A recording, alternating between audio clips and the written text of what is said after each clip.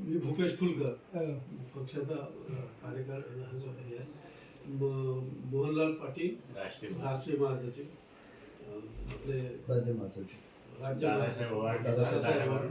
पक्षाचे महासचिव आहेत. ते कैलास जोगदंड पुण्यावरून ते संघटन सचिव आहेत. बाळासाहेब पवार प्रदेशाध्यक्ष आहेत महाराष्ट्राचे.